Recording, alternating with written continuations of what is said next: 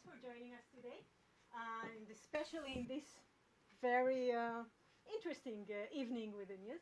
My name is Ruti from PMsphere. I'm partner with Osnat, who is sitting here.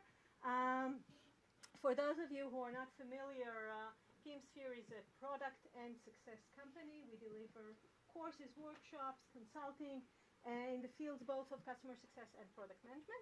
And as part of our services, we also manage this community of customer success to give an opportunity to hear different voices, different stories about how customer success is implemented in various companies.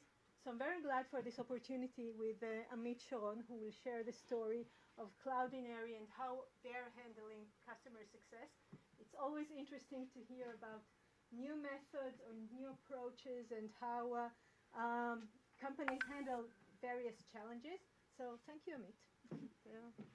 Thanks for joining. Thanks.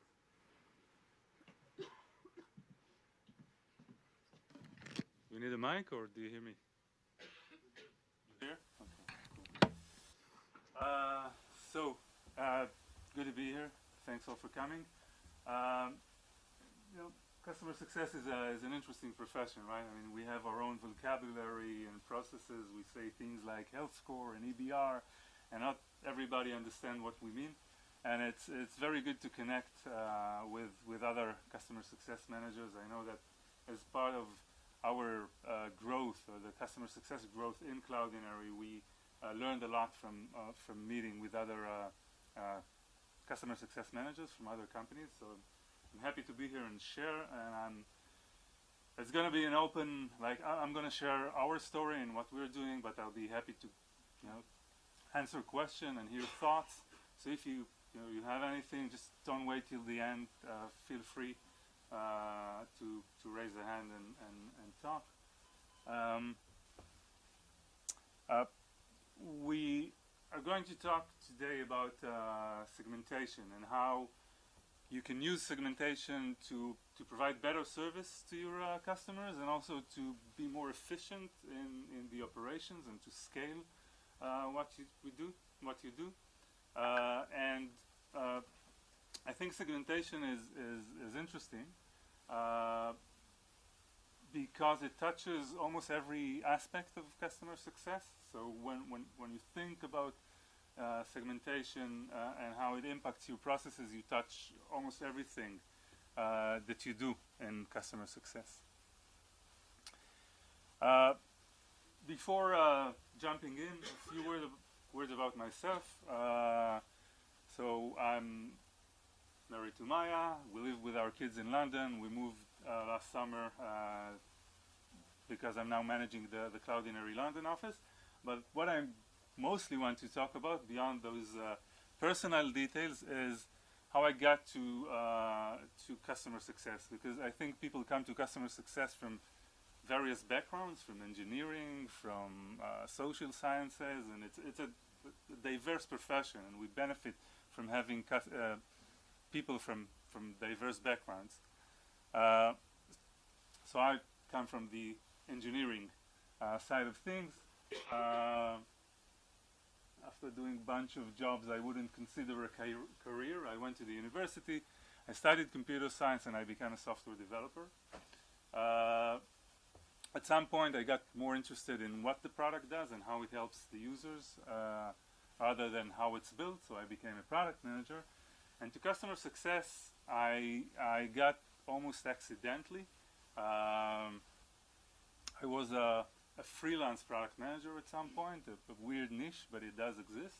So I worked with startups, and as part of that I connected with old friends that has software house. Those old friends were later the founders of Cloudinary. They offered me to join, and to be honest, this was the first time I heard about customer success. But fairly quickly I fell in love with the profession, because I think it connects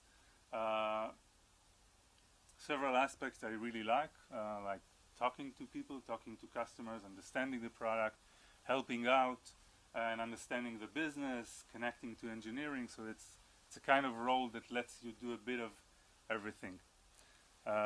So I feel fortunate to accidentally arrive to exactly the right profession. A few words about Cloudinary. I'll talk a bit about Cloudinary, and it has two reasons. The first reason is that I like talking about Cloudinary, and I'm proud of it. But the more important reason is because we're going to talk about how we do segmentation in Cloudinary, and you have to understand a bit about what types of customers we have in order to make this, to have the right context. So the company was founded almost 7 years ago to automate media management. So imagine a website and applications that have a lot of content, a lot of videos and images, like news websites or e-commerce websites or social application. They have all this content, they need to process it, personalize it, transcode it to all the devices. We do all of that for them. The company is bootstrapped, meaning it's profitable from pretty much day zero and growing based on that. And today we manage a lot of content. Actually, if every day that you surf the web and you use mobile applications, you consume a lot of images and videos that are delivered by Cloudinary. We're about 170 employees, right? No? Maybe a bit more. We have 3 offices in Israel, where we started, obviously, in California, and the office in London, as well as some remote employees. This is in a snapshot a bit about what we do. So getting the content, applying a lot of artificial intelligence, automating the processes, adding logic on the way, and delivering to all the devices fast and beautifully. This is a list of some of our customers, and this is where it gets a bit related to segmentation as well, because we start talking about industries, which could be an interesting element for segmenting customers. So we have customers, users in really various industries.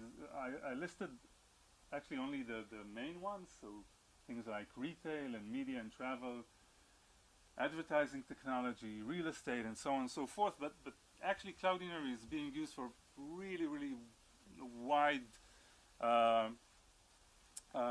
array of use cases, starting from instant messaging application or a dating website, and all the way to print and billboard ads. So really diverse. And taking one step maybe deeper or forward, if you go to Cloudinary's website and you go to the pricing page, this is what you'll see. And what we see here is that at the leftmost side, we have a free tier. So we have a freemium service, right? So if you're a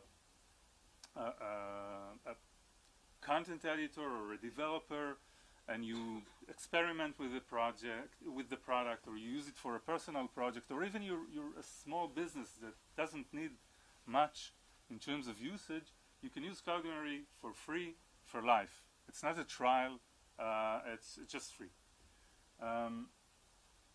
And actually this model is so significant for us that in the last couple of years, we've extended the free tier of the product times 20. So it's now 20 times larger than it was a couple of years ago. And on top of that, we provide support through our supporting to free users. So it's not community support. You don't go just on forums, but we actually help you because it makes sense. In our world, in our model, it just makes sense for us. So that's a free tier, and then you can see that it's pricing. It's pretty much usage based, and there are tiers that grow. So if you need more, you upgrade to the next tier, and if you need much more, you talk to us, and you get a custom plan. So we end up with users or customers starting from free through small customers and up to customers that pay millions of dollars a year. Seems like segmentation is probably needed somewhere there. Any questions till now? Yeah?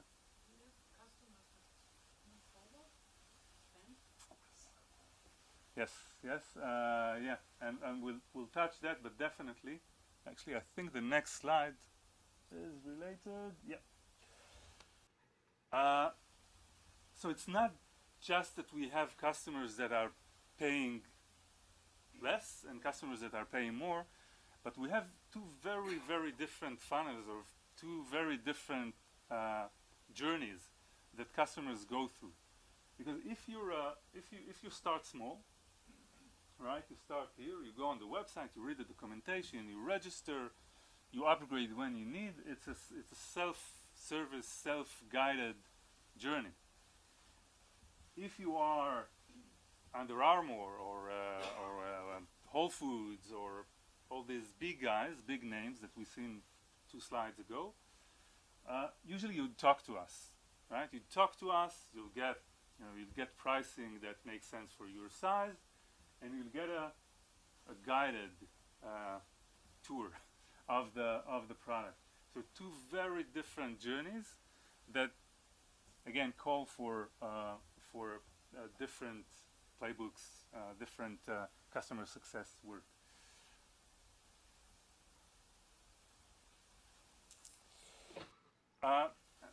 Now I'm going to take a step back, right? So we talked a bit about Cloudinary, and now I'm going to zoom out and talk about segmentation in general. And I'm just assuming there are people here in the room from companies from different phases, like startups, larger companies. That's my view on segmentation and some guidelines. I think the first element is that you want to cater for customers with different needs or characteristics, right? So you want to be able to handle different customers the way it's most efficient to treat them and help them out. You also want to maximize growth opportunities, and it's related, right? If you work with the customer the way that suits them the most, it's easier to encourage adoption, and you'll identify the growth opportunities on time, and so on and so forth, and you'll help your company's growth. And the third element refers to the previous one, and that's you want to do all of that in a way that makes sense economically, because obviously you can put the dedicated CSM on each and every customer, and probably they get a great service, but it doesn't scale. Your CFO probably won't approve that. So I think this is what I think of when I think of the motivation for segmentation. But then you'd ask yourself, so based on what would I segment my customers? Because there are a lot of things you can use for segmentation. It can be the contract value, the amount of revenue you get from the customer, probably one of the more popular metrics people use. But it could be the use case or the industry, and that's quite common as well to use that. I know a few companies that actually use the number of employees in the customer's company. I see some people nodding as a way to segment customers, because for them it's a great indicator of the growth potential. And then you can look at other things, the value of the customer to your company, which is not necessarily revenue. Maybe it's a great brand name, or it's a strategic partnership, or whatever benefits you. The growth potential in general, maybe customers at risk versus customers that are at great shape. Maybe how much value are you providing to the customer? So there are a lot of things you can think of and use for segmentation. Yep. So each customer success would get a segment, or it's like different segments for each, like, what do we have it is every customer success has a big company and then a few smaller ones, or So it's a great question. I'm going to touch it a bit later, but I think it's a great question. I mean, you're asking if you want CSMs to specialize in a specific segment, or you want to give them a bit of everything. I think, and I'll talk about it later, I think we're somewhere in the middle. And I think there are pros and cons to doing that. Yeah, but we'll touch it a bit more later. So, for me, when I think about the guidelines of how to select, how you segment your customers, I'm thinking of 3 guidelines. One is that the segmentation has to be actionable. It can, if all you're gonna do after you segment your customers is report on that, extract some analytics and present it, not enough. It has to be actionable. It has to have a real impact on how you work with the customers. Moreover, I think it has to impact the process and the resources that you allocate. Let's think of the industry metric, for example. So say you have customers in different industries, and for ones in travel, you want to provide content that matches their use case. So you want to provide best practices maybe, and share case studies with them that are relevant for their domain. And likewise with other segments, you want to provide them with content that is relevant for their industry. Is that a good enough reason to segment based on that? Good question. I'd argue that not.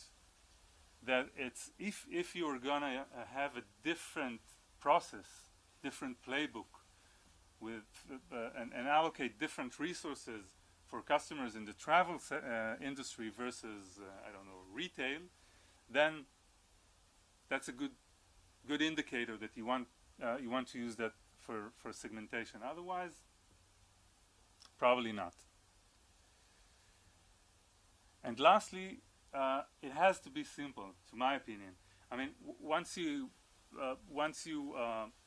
segment your customers, it becomes a concept that is so central for customer success and beyond customer success in the company that everybody have to understand it. If you scratch your head too much to figure out if a customer, does he belong here, does he belong there, I'm not sure, based on what do we set that, I think it's too complicated. I think it has to be simple.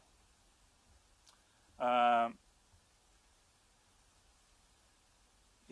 Any questions in this phase? Okay, cool. Yeah, and maybe last comment here. I think you can iterate, you can modify. I think, and we'll talk a bit later more about the infrastructure and how it looks. But once you set up the infrastructure, you start segmenting your customers, you start having playbooks for each segment, you can fine-tune the definitions later. Before we jump into how we do that at Cloudinary, maybe one last general rule, and it's really for the economic sanity check. And you can find people, you can see people saying 10%, you can see people saying 20%, but just as a rule of thumb, the fully loaded cost of CSMs shouldn't be more than 15% of the revenue you get from the segment. So I know every company has, different profitability metrics, and you can drill down to the details, but just to know if you're, in the ballpark or you have a problem, you can use that. By the way, yeah, there are ways to go about it. So if you know, you can charge for CSMs. We don't do that at Cloudinary, but it could be a way around it if you think you need your customers to have more expensive CS. And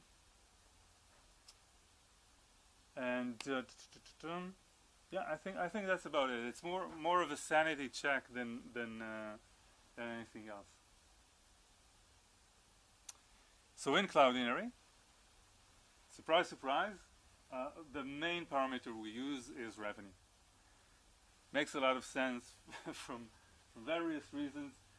We use that as an automated process. So when a customer joins, they're set up in the system.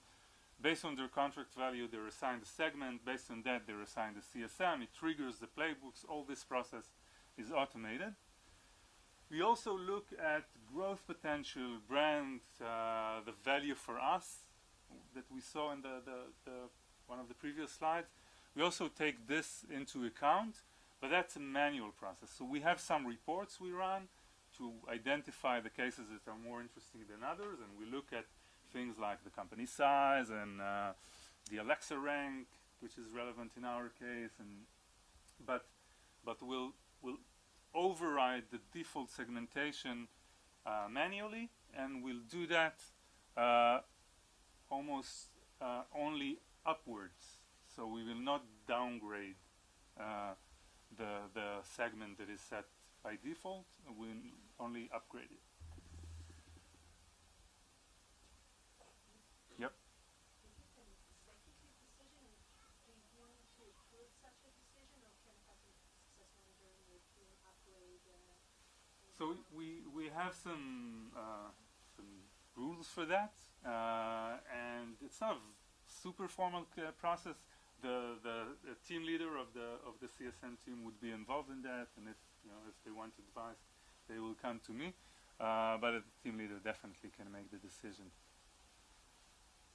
If there's a contradiction, like you have a customer that pays enormous amounts, but their brand is sort of iffy, and you're not sure you want to Yep. display them on your website and be associated with them.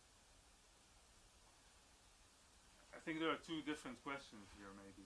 So the one is, do we put them in the, say they pay a ton, right? Do we put them in the highest segment? And the question, the answer for that would be yes, for us. We don't downgrade segment. Whether we would want to present them on the website, or do a case study with them and shared marketing and all of that, good question. By the way, there's another interesting point here. For us, the customers that pay us the larger amounts are of two types. One of them are the classic, Fortune 500 companies, enterprise, lots of people to talk to, and all of that. And another type is, as I'd call them, a unicorn startups that are focused around content, right? So those are companies that are smaller in their employee headcount. You talk to one or two or three people, yet they're a very big customer for us. So that's also an interesting question there, and we make some adjustments, but we would not downgrade the second type to a lower tier.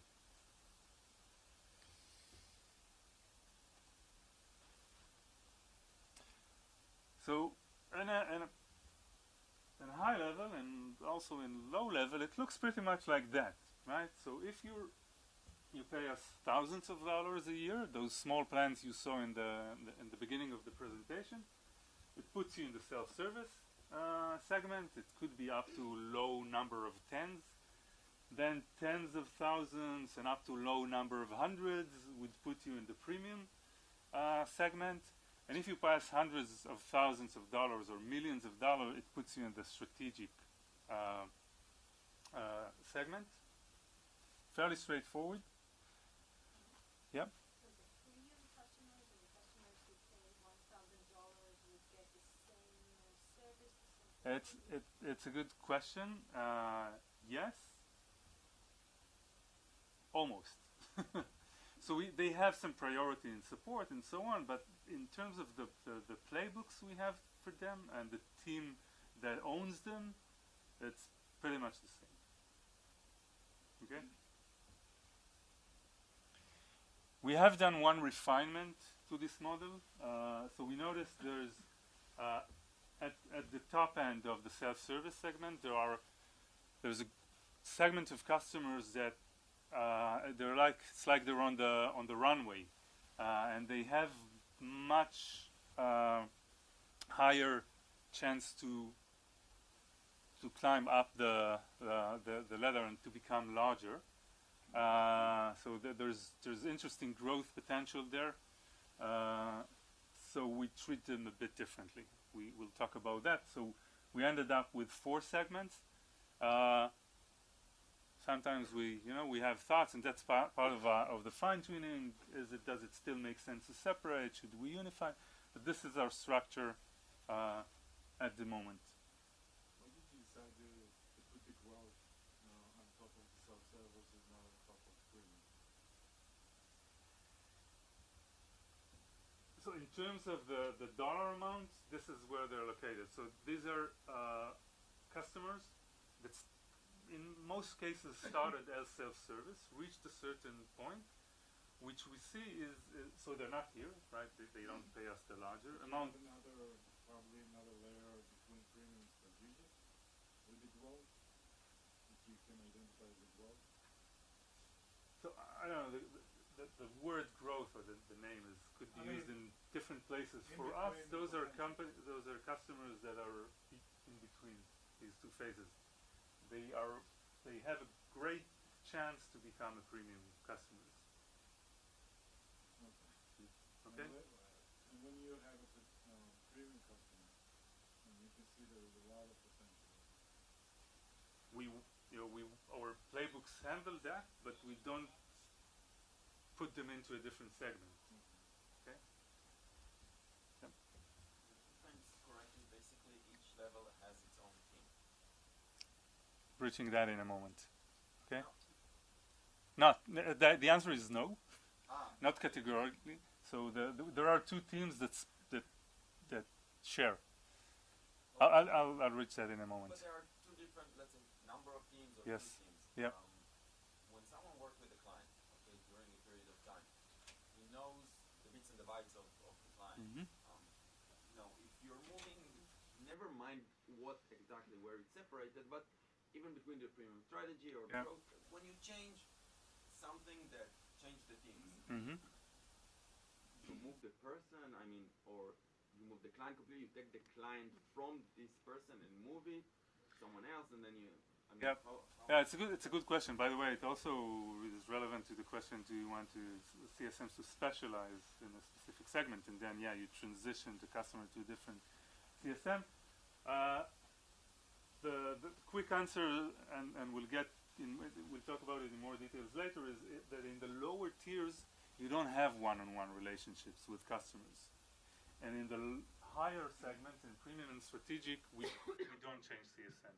So the same team is in charge of premium and strategic, and the same CSM will stay with the customer if they upgrade.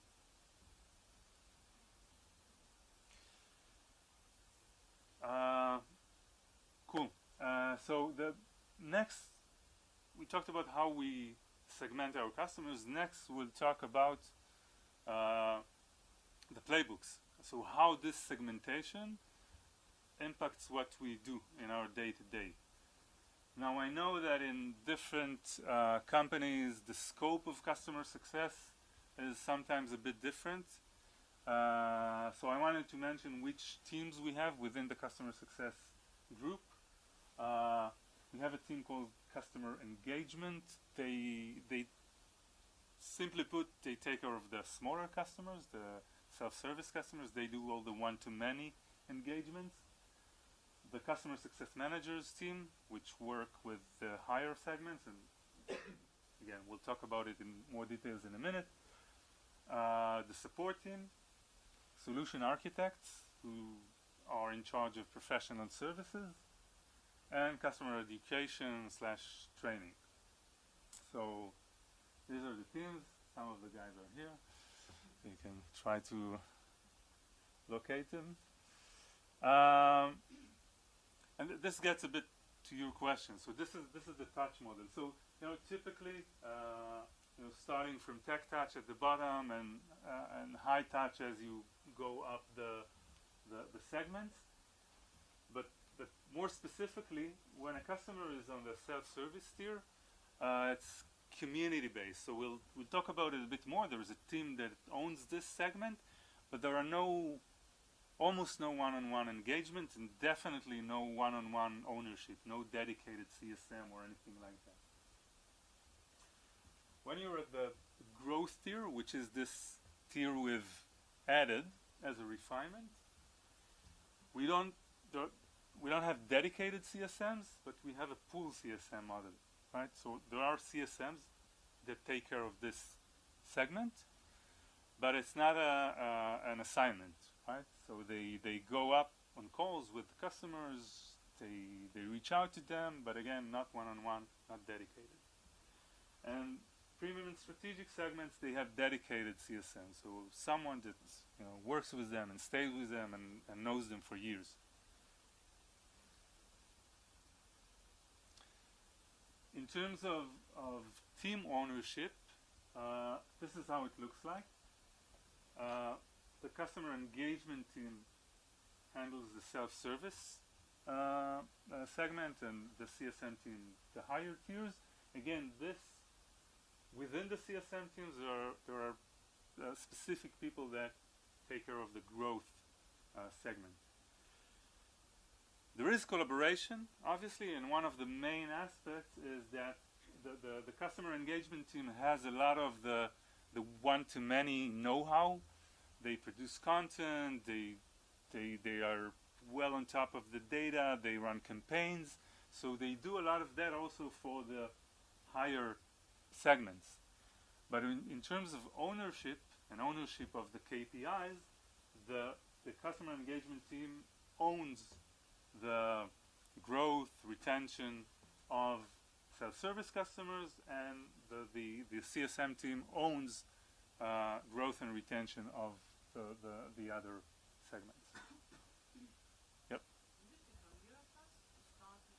That's an excellent question. It's an excellent question, and when I refer to pros and cons of segmenting, this is one of the things that comes up, because if you have specialization. Oh, sorry. So the question is it a career path for a CSM to, I guess, go up? So the answer is that it's a great question, and that's one. I think if you're thinking of letting your CSM specialize in a specific segment, I think that's one of the advantages, that you're opening a career growth path. Yes. Who deals with the renewals, or is all auto-renewals? It's a great question. Not covered in the presentation, but I'll happily answer it. General renewals, sales and customer success, all of that is also a very, very interesting subject always in customer success. So we went through several phases. The way we work today is that it's a cooperation.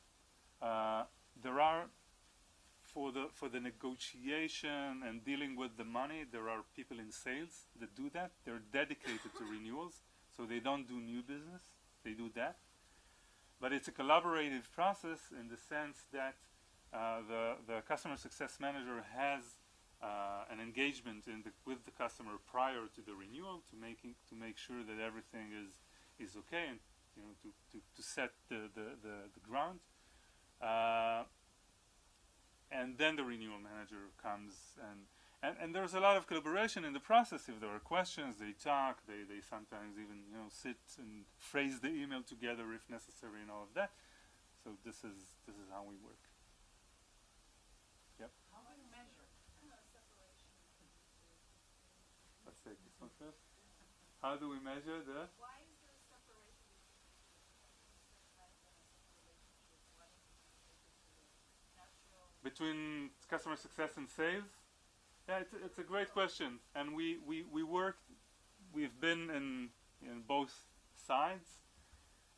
There are pros and cons. I think for us, and I'm talking about our experience, the main factors are one, keeping the customer success in the trusted advisor position, not dealing with money. That's pretty obvious. But on top of that, I think it's a different profile, right? We require a lot of skills from our CSMs. We interact mostly with developers, so our customers are many times developers. So our customer success managers have to be technical, and they have to understand product, and they have to navigate in the customer's organization. So a lot of skills. Typically, they don't come with the negotiation skill, and they don't love doing that. And adding this to their set of skills, we found out that because we work this way, and we found out it's not where their strength is. They're stressed, and it's harder for us to hire people that do everything. So I think for us, that's why we. Whoever they're talking to is not the decision maker if you're saying that they're developers, so it's a different person in the client. Not exactly. I mean, when I say we're selling to developers, typically this would be the R&D manager or the CTO, depending on the company. It's true that many times when it comes to renewal, so the champion, your VP engineering, say, would recommend continuing the contract with Cloudinary, but eventually you'll find yourself negotiating with procurement to someone else. That's true as well. Yep. Measurements. How do you measure your success, your client activity? How do you monitor the self-service connection? Yep. When to upgrade, when to approach him. Okay. Cool. Yeah. So, in terms of the top level KPIs we're looking at, so are we doing good or aren't we doing good, and how we measure our CSMs. Here, the two KPIs we're looking at are retention and growth. We do that, by the way, and that's that's an interesting topic for itself. But the way we found it most efficient to do that is where we look on retention by number of accounts, logos. Okay, so not dollar value. How many accounts were we able to retain? And when we look at net growth or net churn, however you want to phrase it, for us, luckily it's net growth. How much our existing customers are growing together. We look at it at monetary value, dollar amount. And this combination helps us maintain a spirit of fighting for every customer, yet putting more emphasis on the larger customers. And in the self-service tier, we use the same two metrics. We have one more metric because this team owns also the free customers, so customers that just registered to the service. There's one more KPI for them, which is conversion, and not conversion from free to paid, by the way, but rather a conversion from registration to an active user. After a user is an active user, it will use the system however it wants, and if they need to upgrade, they'll upgrade. For us, the most important thing is that their journey with the product will be successful and they'll use the product. Make sense? Answers the question? Yeah, there are obviously more other metrics we look at to know when to approach a customer and what to offer them and so on, but those are the basic metrics. So how much of the product is I guess the bottom layer and the second layer are the same, but how much of the product is tailor-made? Because maybe there are clients that need different things than the others? So the product is not tailor-made. We're very, very, very much a product company. Okay, So the model is but there are features that are unlocked with not a segment, but the plan you're on, right? So as a free user, you get a lot of features, but there are some features you cannot use as a free user. You upgrade to a paid tier, you get them, but there are features that are you need to be on a higher tier to get them. So the product is the same product with features unlocked as you grow. do you work together with the product manager to define these pricing models and which feature would be unlocked? Yes, we have yeah, I mean, it's a cooperation. When you decide which features to put in which tier, it's product, it's customer success, it's marketing, it's sales. You know, it's something you do together. Yeah. Yes. Can I, as a free user, unlock also the special features by paying something? Because I don't. No, it's not. It's not an a la carte model. You cannot, Okay. you cannot purchase a specific feature.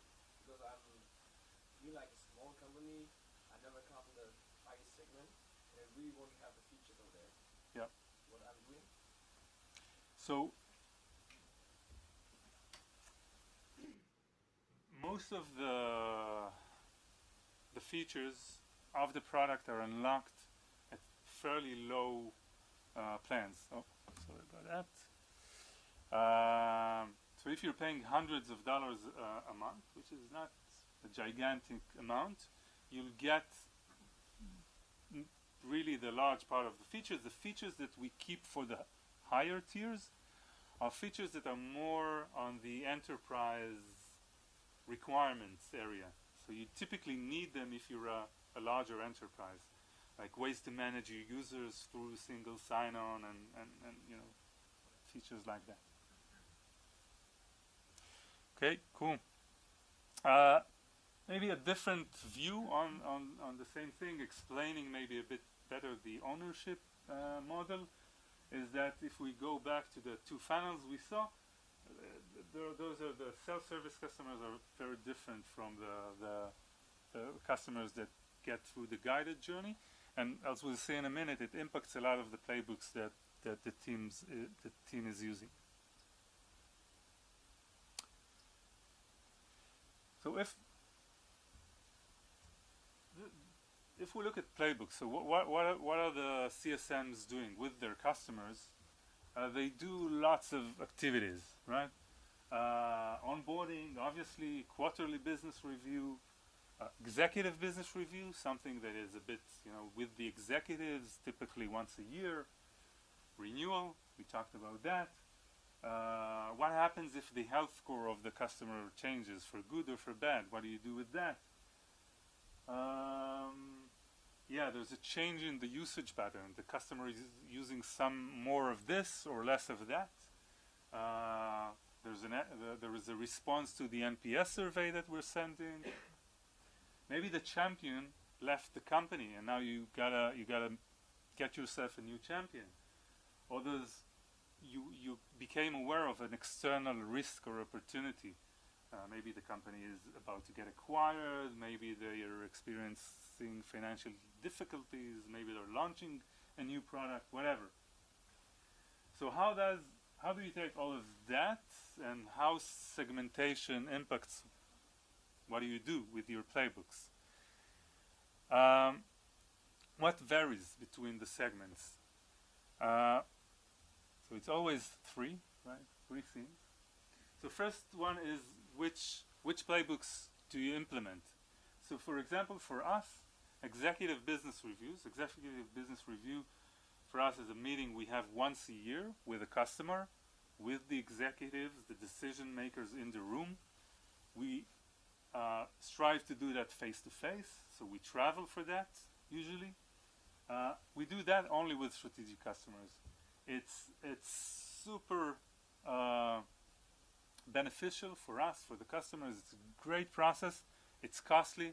It's a lot of investment. We do that only with strategic customers. Yep. Your contracts are Annual. Typically annual. Some are longer, but typically And then annual. the EBR, how far would it be from the renewal? It's mid-year. It's mid-year. Yeah, it sometimes moves, but it's mid-year. Very simple question. Yep. You guys do 3+9s at all? Do we do? 3+9s? Like where a company will start, they'll do a trial or a demo for 3 months to see if it works. And then if they are happy, then it can move up onto customer success, for example, or and they stay for the following 9 months. So do we do a trial for the product?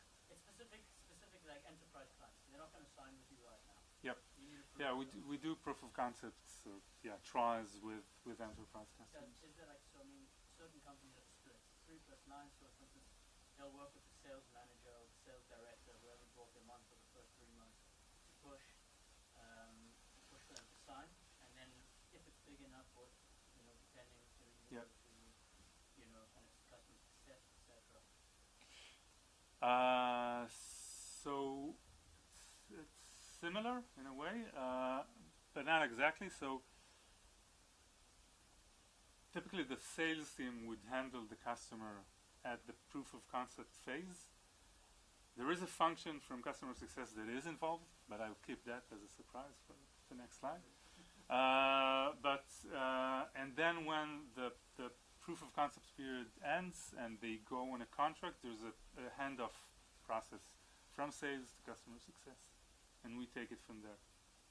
Is it flexible, or is it something set in stone now? The transition, Or the whole process, because I mean, it changes. Yeah.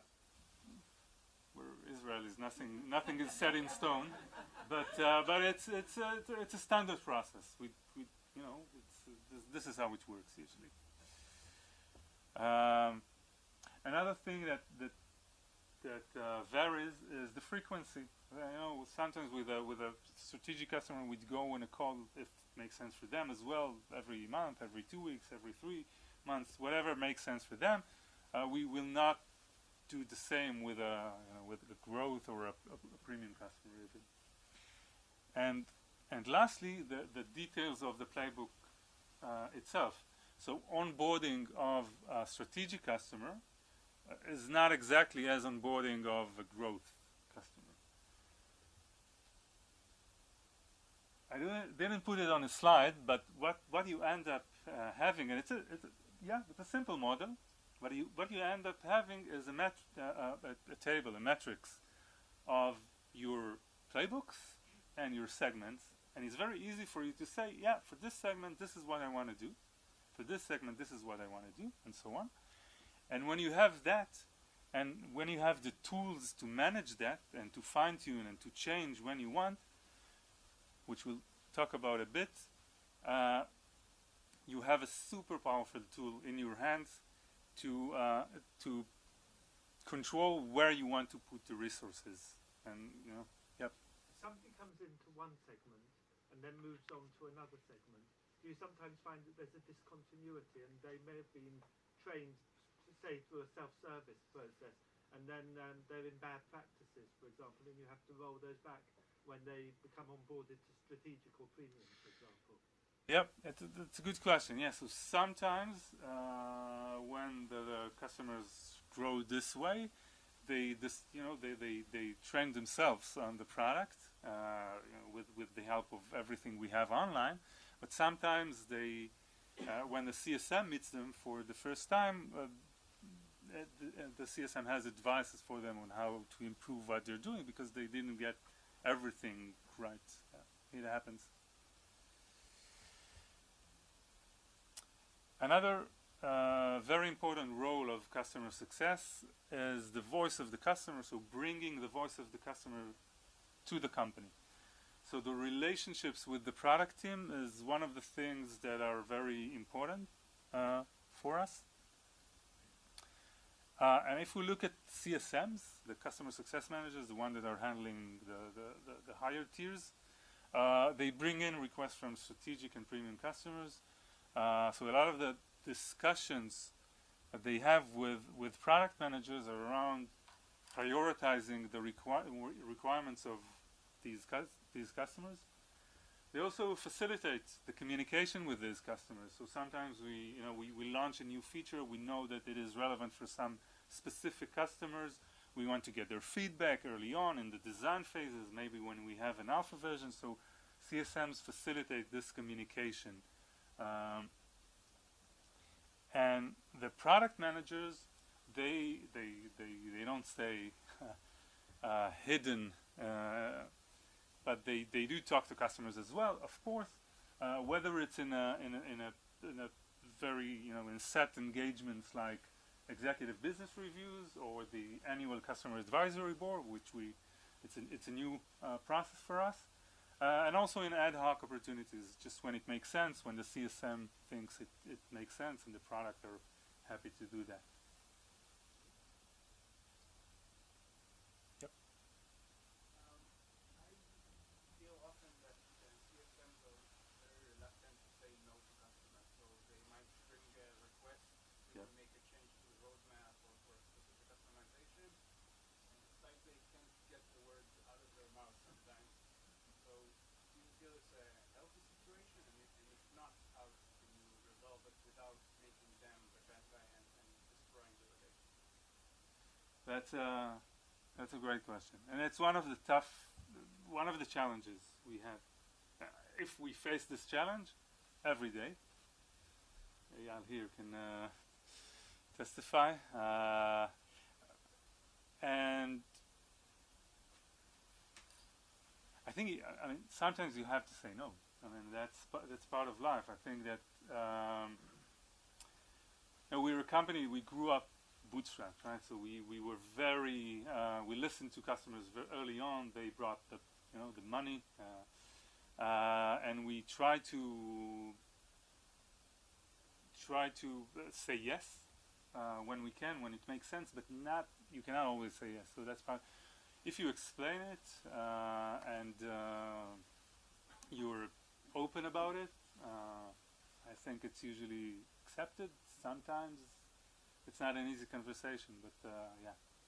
But the one that will say no is the product manager. It's not the CSM. Oh, that's true. That's a very important clarification. I agree. I mean, it's not the CSM will always go to the product team and check, but eventually, sometimes he will get back with the no answer to the customer. Then, to clarify, do you think that the CSM's answer should be, I checked with product, they say no, or just be the one that explains why we can deliver the specific feature in the next release and offer an alternative, but not sort of roll the responsibility for saying no to someone else? Good question. I think further, the CSM would typically try to find solutions with the existing product. Right? If there's a workaround, if it can implement it this way or that way, the CSMs know the product very well.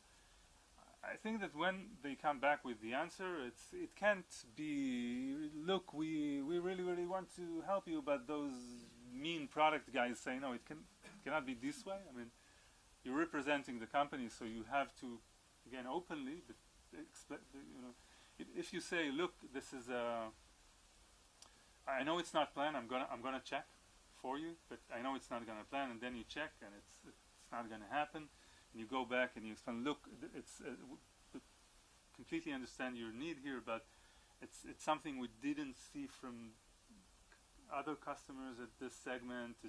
Maybe there's a way to work around it a bit this way or that way, and it's not going to happen not in the next 1 or 2 quarters. I think it makes sense.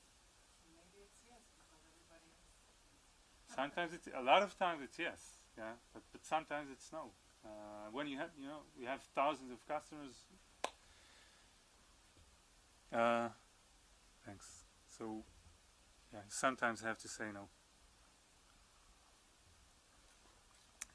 If we look at the self-service segment, so the customer engagement team, what I can say about them is that they're highly data-driven. So a lot of all the company tries to be data-driven, but for them it's almost the only tool because they don't talk with the customers that often. I'd say that to make an impact, they do one-to-many communication. This is not to say they don't have one-on-one conversations at all, but in most cases, the one-on-one conversations would be to understand. So there has been an interesting feedback from a customer in a survey. Someone maybe churned, and when they churned, they left a message that triggers some thought, and they'd reach out and they talk, but it would be to understand. To make an impact, they cannot make the impact in one-on-one engagements. They have to work in one-to-many model. And continuing the same thread, they have a role as well in representing customers, but for them it's less about promoting requirements from specific customers, because the customers they represent are very, very small. It's more about streamlining the self-service journey, right? So if they identify obstacles, things that are not clear in this self-guided journey, they'll work with the product team on that. Yep. What is any customer advisor? Can you share a few more words about it? Yeah, it's something we just, it's new for us. We just launched it, but it's a program that many companies are running, where you get all your larger strategic customers together, 2 or 3 days, same venue, and you engage with them and they engage with each other, with the goal to talk about the domain, share your roadmap, get their feedback, get them to talk with each other. Yeah. We have an annual conference we're doing. It's the 3rd year now, so we connected it to it. Yep.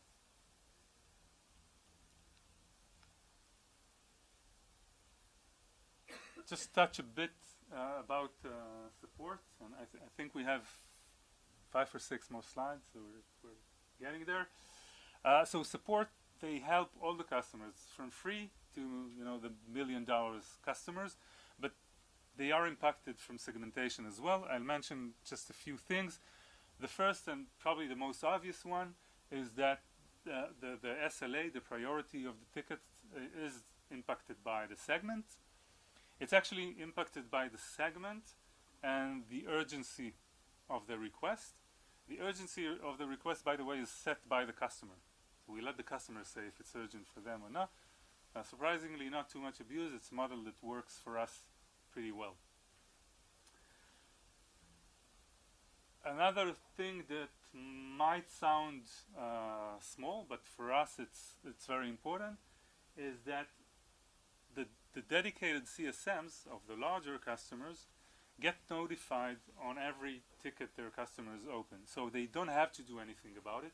Support 24/7, they take care about it, but they have this notification and they can intervene if they think it's appropriate, if they have some information to add, if they want to escalate it. And it's not completely trivial, because we'll talk about systems, but support is managed in one system, segmentation in another. Connecting the two was very, very important to achieve that. And on the other direction, the support agents, when they handle a ticket, they know things about the customer, including what's the segment and who's the dedicated customer success manager, and they have an open communication with the customer success manager, so they can always approach them and get them involved.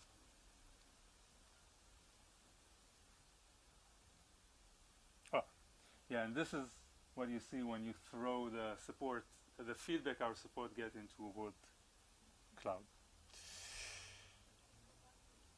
Yep. Quick question. Yep. How much is the customer aware in which segment he's in? That's a great question. They're not aware. So They're not aware up to a point. So forget the small ones. When they go up, the customer is paying $500,000 a year, don't care that there is somebody that is paying you $1 million. He still wants a great service. That's true. We provide great service, but it's not. Segmentation is more to control our processes. There are things that are guaranteed. They get a customer success manager. They get certain level, tier of support, and so on. So they are aware of this, but they're not aware of segmentation. When we talk with a strategic customer and we come to meet them for the executive business review, we could say, look, this is a process we do with our strategic customers, but we don't explain about segmentation and you're in this tier and therefore you get this. No, it's more for us.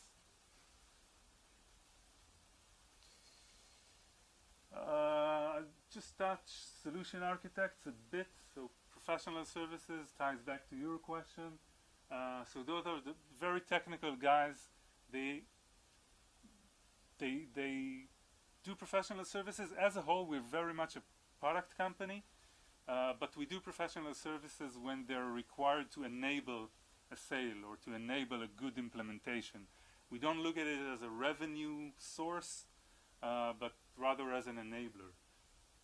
So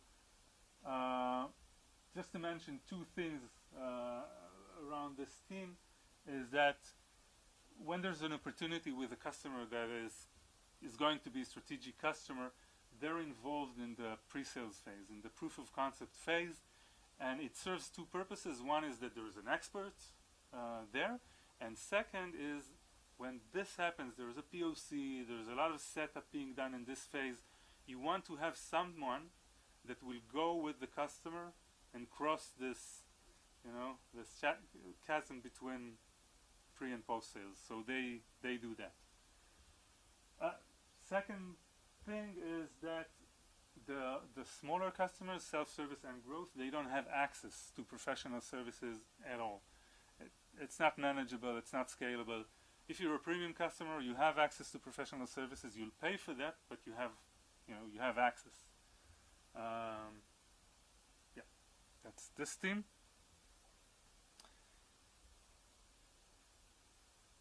Just before we talk about the infrastructure we use, which is the last part of the presentation, just to talk a bit about sales, because there are differences in how we work with sales as well between segments. Self-service model, I call it separation of powers. Customer success, we do what we do, adoption, retention, all of that, all the good stuff. Sales, if they identify an upsell opportunity, there's an interesting name there, an interesting use case, they reach out. They don't have to coordinate because we don't have one-on-one relationships with the customer. I just finished the second part. With the larger customers, collaborative model, right? So if I didn't mention it in the slide, but the CSM is the one that is managing the relationships with the customer.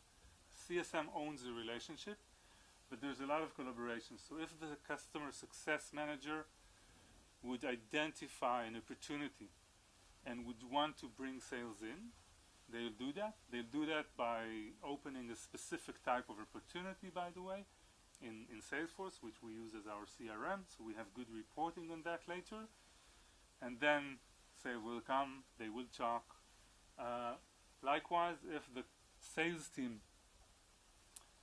identifies an upsell opportunity, they will come to the CSM, they will talk, and they'll decide on a strategy. Yes? You said that the free customer are very, very important for you. Yep. What kind of information you extract out of them to use it for the higher level of customers? Yeah, good question. I think they provide a lot of product insights for us. It's more users for the product, so we get insights from that. We get word of mouth value. If they use the product, they're happy, they tell their friends, we get more customers. And some of them start free. Their startup succeeds or whatever happens, and they grow. Yeah. Okay, last two slides of the presentation. I'm going to talk about maybe, yeah, 3. I'm going to talk about the software stack.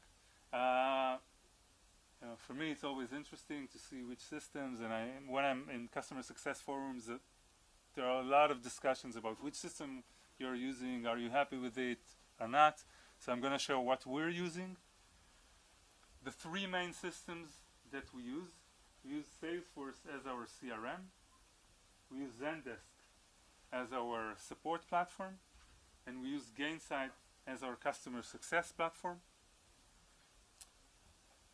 But all the playbooks are defined in Gainsight. Yeah, exactly.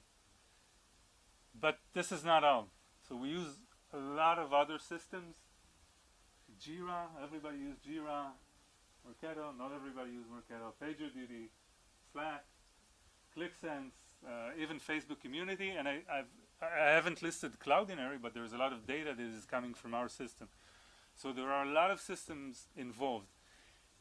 And the reason I'm talking about the infrastructure, apart from the fact that it's just interesting, people might be curious, is that segmentation is a lot about scaling the operation, right? Doing things efficiently. And to scale, you gotta have good infrastructure. You gotta have connection between the systems. The data should be visible to everybody. This is why I'm mentioning that, and that's why the most important person in our company sits somewhere here. Where are you, Tal? Here. That's Tal. You need a customer success operation function.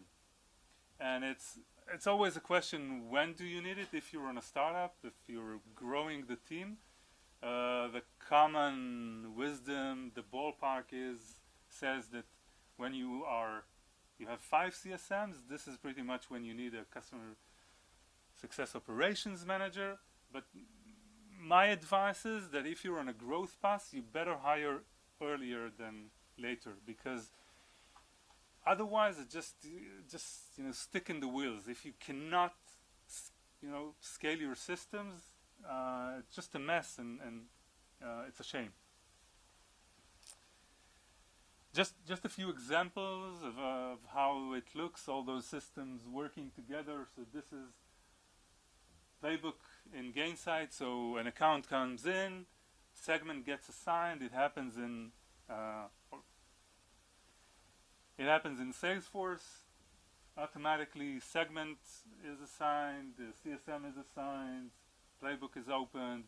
The CSM starts to work on that. We have reporting, we have visibility where the process is. Below that, the customer's detailed data as coming from ClickSense, but embedded within Gainsight in a page in Gainsight that is called the 360 page, where you get a 360 view of the customer.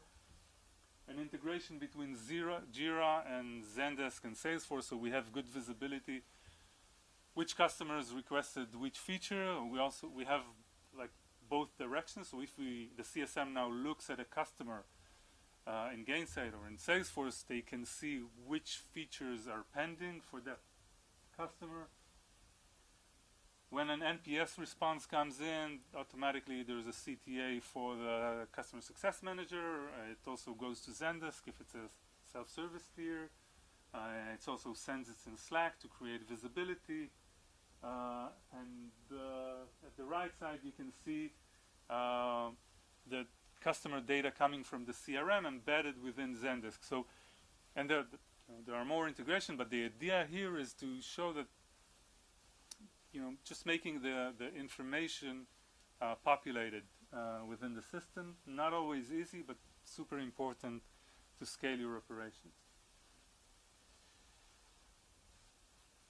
Just a few final thoughts, and this is really the last slide. First, there was a question earlier about the POCs and trials and all that. If it's set in stone, nothing is set in stone. Playbooks are here to help, but they're not strict, right? So if you have 2 customers in the same segment, but one needs something a bit different than another, obviously we do that. Second, and I mentioned that, is that fine-tuning will always happen. So it's okay to get a first stab on it, put the infrastructure there, and then update. Once you have it in place, you have a really powerful tool, and you can iterate. Again, another question that came from you, I think, Asnat, earlier about CSM personal growth. So specializing in specific segment, and it creates a growth path for the CSM. And lastly, I think segmentation goes beyond customer success to other parts of the company. If again, people from various companies here, but if it's not yet a concept in your company, it's an interesting opportunity for CS to lead that and have it being used in the company. This is it. Yep. Thank you. For the self-service, there are constant product modifications to streamline the journey. How is it prioritized versus features or improvements for the strategic customers? It's tough. It's not easy. Like dedicated resources? No, we don't have dedicated resources, so it's it's a struggle. It's a struggle. Any other questions? How do you deal with multicultural differences? Different clients, different countries, different continents. How do you translate the requirements? Yeah. Good question. So to a certain extent, we support that by having teams in different geographies, right? So our American CSMs handle the American customers, but then except for the Americas, the rest of the world is managed from Israel and from London, and we have customers in over 120 countries. So we have customers in the Far East, Japan, Korea, all of that, and it's not always easy. And again, people from various companies here, but in the growth path of the company, we do ask ourselves: is this the right time to have someone local at Japan, India, wherever? It's a good question. You showed, 2 slides ago, you showed the softwares that serve your ecosystem to control the customers. And there are several vendors in this ecosystem.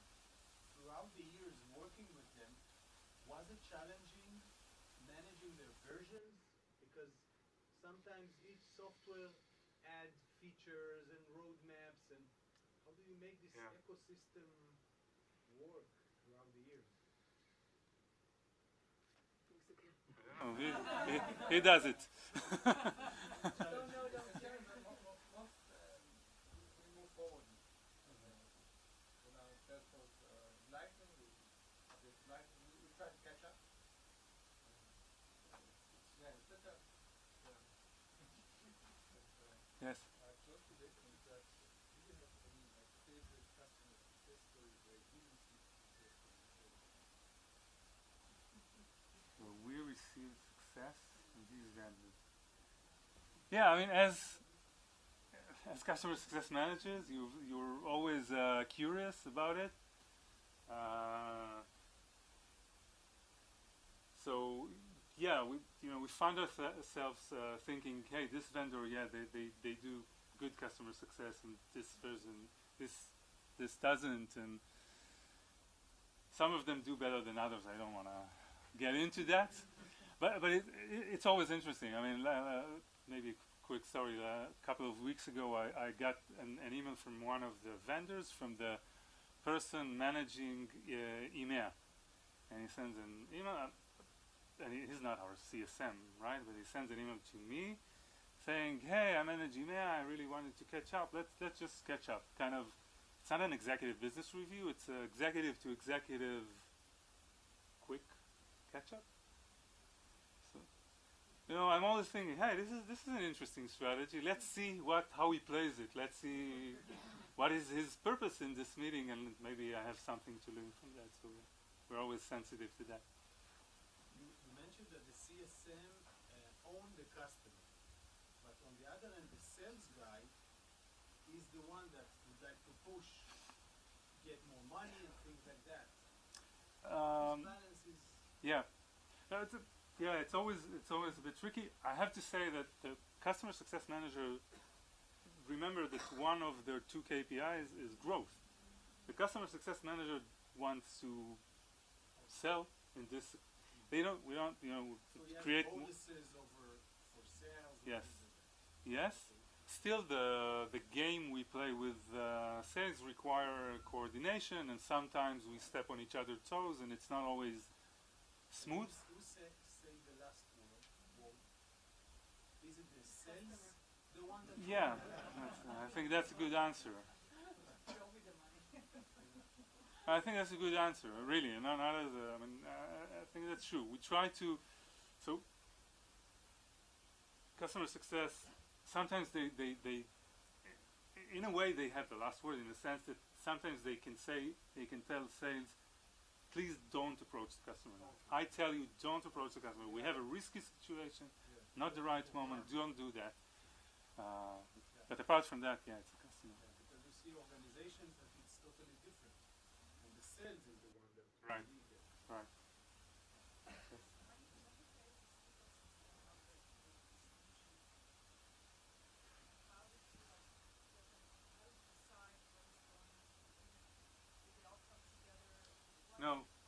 No, it's really has been like growth process in the company. We didn't have a sales team at the beginning. Everything was inbound. Once we had a sales team, before that, we needed to support our customers somehow. It doesn't scale. We brought in Zendesk. With the sales team, we brought Salesforce and so on. So it's a growth process in this sense. Thank you very much. Thank you very much.